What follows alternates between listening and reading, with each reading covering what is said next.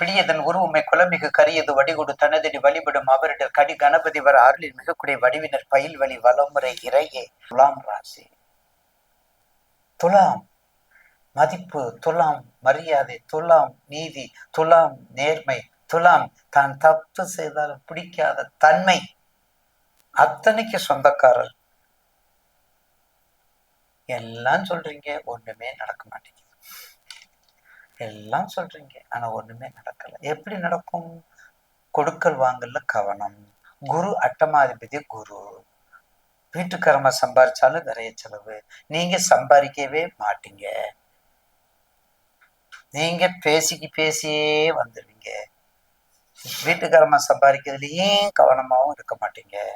அப்படிலாம் இருந்தா அப்ப நம்ம எதை செய்ய முடியும்? ஒரு வண்டி வாங்கணும், வீடு வாங்கணும், வாகனம் வாங்கணும், பிள்ளைகளை படிக்க வைக்கணும், பொருளாதாரம் இருக்குது, யூனிஃபார்ம் இருக்குது, புக்ஸ் இருக்குது, ஃபீஸ் கட்டணும். யார் இப்ப நினைக்கிறா? யாருமே நினைக்கிறதில்ல. இன்னைக்கு சாப்பிட்றோம், இன்னைக்கு சினிமா போகிறோம், இன்னைக்கு நம்ம என்ன பண்றோம், அதுதான். அப்படி இருந்தா அப்ப அந்த குழந்தைகள் ஃபியூச்சர் எப்படி இருக்கும்? அந்த ஃபியூச்சர் எப்படி இருக்கும்? ஏற்கனவே ஒரு வேலையும் செய்யாம உங்க வேலையை மட்டும் பார்க்கக்கூடியவர் துலாம் ராசி.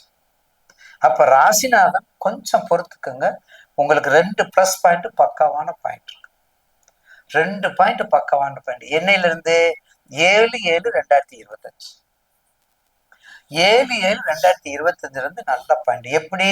குரு பயிற்சி, குரு பலம். உங்களை 5ஆம் பார்வை பார்க்குற உங்க ராசிக்கு 9க்கு வந்துடுறாரு. அதான் குரு பூசத்துல இருக்காரு. குரு ராமன் போறாரு, காட்டுக்கு போறாரு, வீட்டுக்கு. இந்த கதையெல்லாம் வேண்டாம். உனக்கு என்ன நடக்குது திசை? உங்க திசை புத்தி என்ன? அந்தரம் என்ன? யோகாதிபதி யாரு? 3-8 பண்ல யாருக்குறா? உங்க ஜாதகத்துல எப்படி இருக்கிறார்? அதுதான் கணக்கு. அவர் காட்டுக்கு போனா வீட்டுக்கு போனா நமக்கு ஒன்றும் பிரச்சனை இல்லை. உங்க ஜாதகத்துல பாருங்க. நம்ம ஆராய்ச்சி பண்ணணும், மென்டல் ஆயிருக்கும். ஆராய்ச்சி பண்ணக்கூடாது. ஆராய்ச்சி பண்ணி என்ன பண்ண போறோம்? இன்னைக்கு கடவுள் என்ன கொடுத்துருக்கான், படி இழந்திருக்கான்னு சொல்றோமா இல்லையா? நம்ம முன்னோர்கள் கரெக்டா சரி, இன்னைக்கு படி என்ன, நாளைக்கு தூங்கி எந்திரிப்போம். தூங்கி எந்திரிச்சு அப்படி பார்ப்போம். பஞ்சபூதங்கள்லாம் இங்கதான் இருக்காங்க.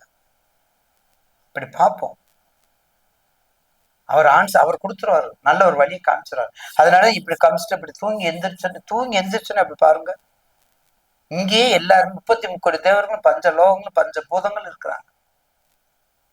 உங்களுக்கு என்ன வழி கிடைக்குங்கிறது இருக்காங்க. அப்படிப்பட்ட துலாம் ராசி நேயர்களுக்கு கொஞ்சம் பொறுத்துக்கங்க. ஆனா 7/7 வேண்டாங்க, 5/5 வரை மாதிரி பொறுத்துக்கோங்க. போதுமா?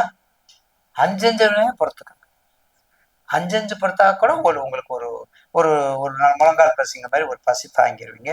6ல குரு, சனீஸ்வரன் உச்சம். உங்க ராசியில உச்ச ராசி, உங்க ராசியில தான் உச்சம் பெறாரு. அப்போ உங்க துலாம் ராசியில் உச்சம் பெற உங்களுக்கு 6ல இருந்தா என்ன ஆகும்? தீராத ரொம்ப நாட்களாக வழக்குல இருந்தது, நீண்ட வழக்கு வெற்றியை கொடுக்கும். முதல் பாயிண்ட் வெற்றி தான். நான் சொல்றது 5/5 சொல்றேன். ஆனா எல்லாரும் நீங்க என்ன நினைக்கிறீங்க?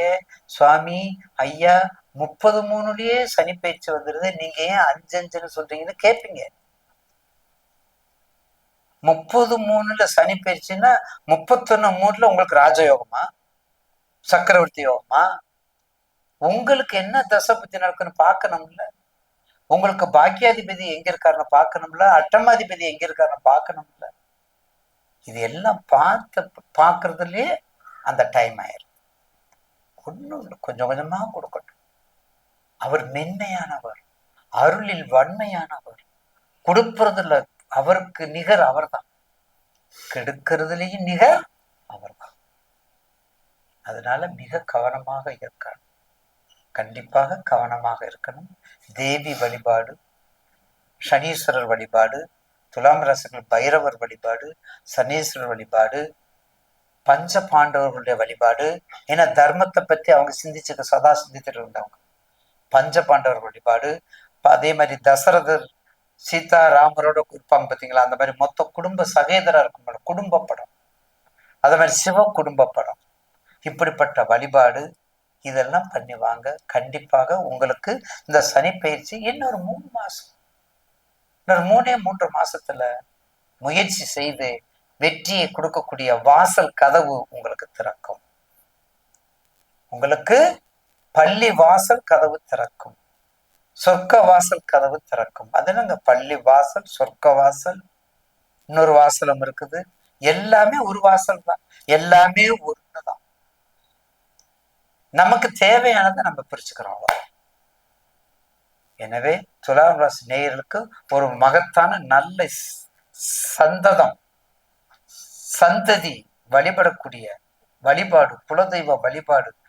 அந்த குடும்பத்தை மட்டும் கொஞ்சம் கவனமா வச்சுக்கோங்க. குடும்பத்தை மட்டும் கவனம் வச்சுட்டு வெற்றி மேல் வெற்றி உங்களுக்கு உறுதியாக உண்டு.